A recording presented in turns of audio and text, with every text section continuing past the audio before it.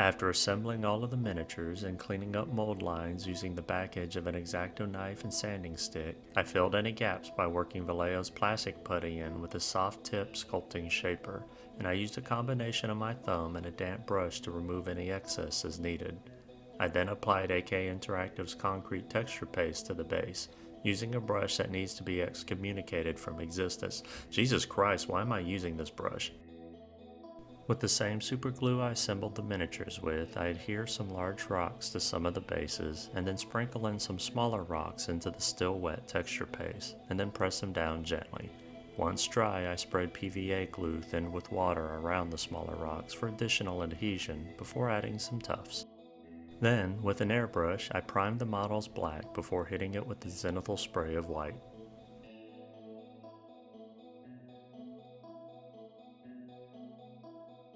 I follow this up with an extreme anti-zenithal spray of violet to establish shadows, though ultimately I could have used any fairly dark color here, and the violet does not show at all in the end result, save for some in the flesh. A dark red or brown would have worked just as well. As a quick note, I will primarily only show the painting of the Voidmaster in this video. The flesh of all of the other miniatures in this set was painted the same way, with the exception of using different colors. I'll be cutting to the Voidsmen periodically to show the painting on their turquoise coats, their helmets, and their visors though. Everything else will be the Voidmaster. The other 5 miniatures will be covered in another video at a later date, as I've decided to split this to help keep the video's runtime lower. I will be base coating the entire miniature with the Army Painter's 2.0 speed paints, which, when coupled with the simple highlights and shadows from the airbrushing steps, makes for a good base coat. The violet in this case will work nicely with the flesh and blues that'll make up a large portion of the miniature. I tend to avoid black for shadows when airbrushing these days. From my experience, it tends to be too dark and makes for a less pleasant transition from shadows to light, at least when it comes to following it up with speed paints. The only real standout from all these base coats is the black clothing, which I first base coated with Beowulf blue. I like to have an underlayer of blue on them so as to help them not look as if they are dark gray. Once the Beowulf blue is dry, I then hit it with grim black speed paint to really darken it.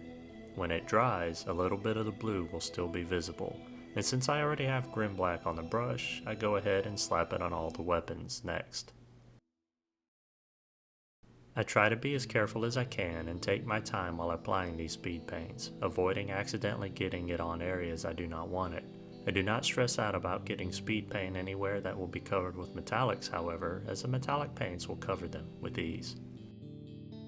I use speed paint metallics for the metals and golden trim, and even though they say speed paints on the bottles, I don't consider these speed paints. For me, they're just very runny metallic paints, much like Vallejo's metal colors.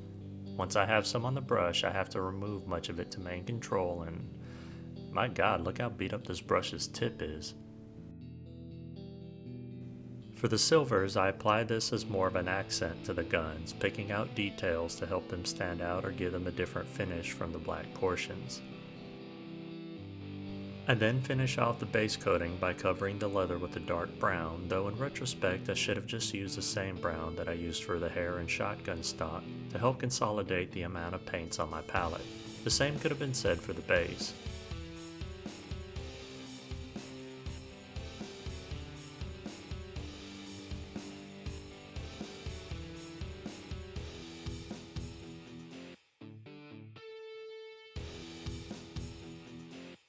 After blacking out the base rim and after hours of work, or a little less than 30 minutes apiece, I can officially call these miniatures ready for gaming.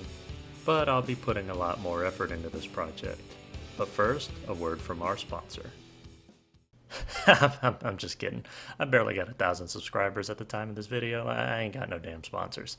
But you can help that by clicking all of them good for me buttons, and it'll only cost you a few seconds of your time and less than 1 calories worth of effort. From here, my intention is to add some tint to the gold metallics before moving on to highlights, and I decide I want to use a transparent ink. So I base coat a cheap army man, or in this case an army woman, and grab a handful of inks to see how they look. I end up trying 2 shades of brown, a blue, a red, and a magenta. Settling on one of the transparent browns, I add this selectively to create shadows on the gold here and there.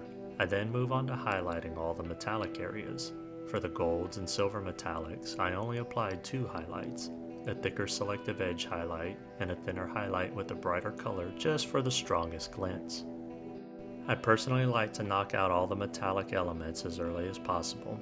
In the event that I have an errant brushstroke on areas I do not want metallic paints, I do try to clean it up with a damp brush. But still, there always seems to be a few tiny remnants of metal flecks that are left behind that I cannot get rid of. These last vestiges of errant flecks can be fixed later while highlighting everything else on the miniature.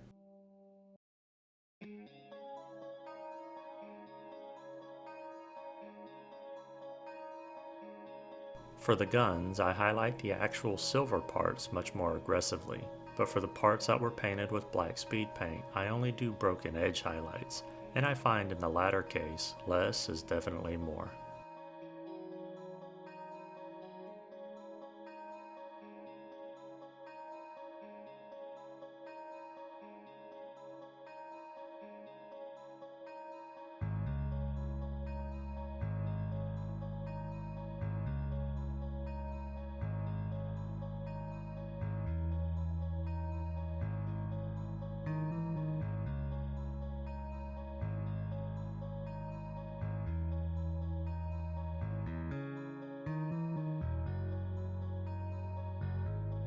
For the eyes, it was just me blacking in the socket and then laying down a white sclera while leaving a black border around it.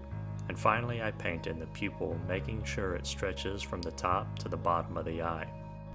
I didn't bother with doing colored pupils this time and opted for a simple eye. When painting eyes, much like metallics, I like to knock them out as early as possible these days. For a lot of miniatures, doing them early isn't necessary, but if it's a miniature that's posed in a manner that painting the eyes without getting paint onto other areas would be difficult, then painting them early could definitely be beneficial. With the metallics and eyes now done, I next move on to highlighting everything else. There isn't much to say here, other than a few highlights are applied for each area, with the paint slightly thinned with water, but not so much as to be a glaze. When it came to highlighting the flesh and the white clothing, this is where I was the most conscientious of my time and actions, as those were the spots I wanted to look the best. The only shadow I bother adding during this time, other than with inks, is a little magenta on the flesh. Since the rest is just basic highlights, I'm gonna save myself some time by being lazy and shutting my mouth. I hope you enjoy the music and the painting.